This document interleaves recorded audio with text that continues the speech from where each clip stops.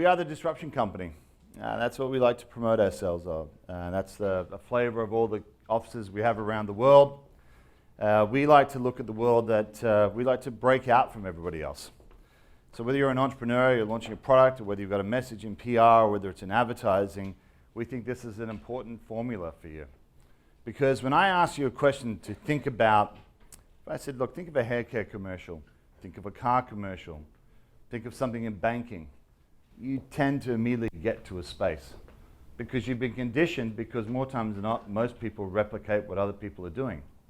So we do what we call a lot of convention hunting. Really examine what everyone else is doing, and it's amazingly embarrassing to see how much people do what others are already doing. So we like to make sure that we then set a vision that is away from everybody else, and then we like to disrupt by creating something that is unique, that has something that is in the white space so that we can grow unlike everybody else. So making sure we break conventions. So whatever you do in your business life going forward, make sure you really understand who's in your competitive set and what they're doing, and don't repeat just because it's safe to do that. In the world today, there's a lot of conversation around brand purpose. I don't know if you've talked about that much in any of your marketing classes or whatnot, but there's a lot of what's the purpose of this brand, what's our role in society and everything else. And I'm not here to diminish that at all. I think it's an important thing to have a rudder of who you are and how you want to operate and what your impact is.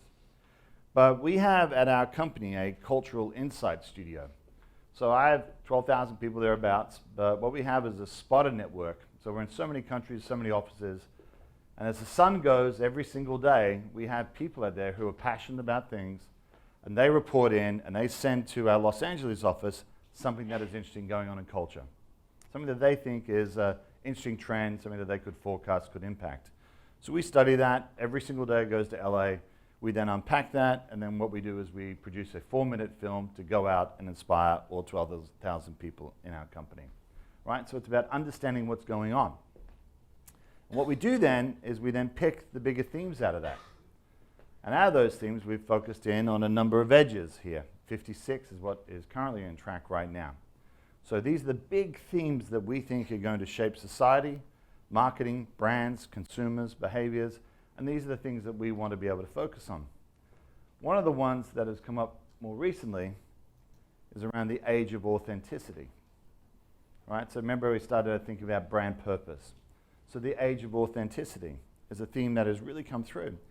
As we think about brand purpose, a lot of people think it's really about what you say you are as a company. I don't think that's true right now. That is not where the tide is going. The tide is going where it's more important about what are your company values and how do you act? How do you live up to that?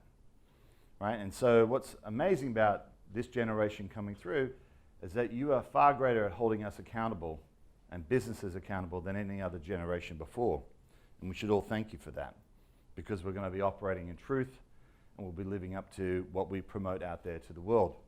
But it's important when you understand that, because then this is how it starts to affect big brands. So we've taken that on board about how do you operate? How is it that you behave? How do you act as a company? What we're up against ultimately is we're not up against advertising. We're up against Kim Kardashian. We're up against Oklahoma State. We're up against whatever else. Right? That's what we're up against. What's happening out there in the broad world that people are really passionate about and interested. So you've got to break through that, which is not so easy. So you've got to think about it not in the classic sense about share of voice. Right? A lot of people would say, well, how much of our expenditure have we got versus our competitive set? That doesn't matter. What share of culture do we have? How are we truly breaking through the mindset of all of the things that are happening out there in the world?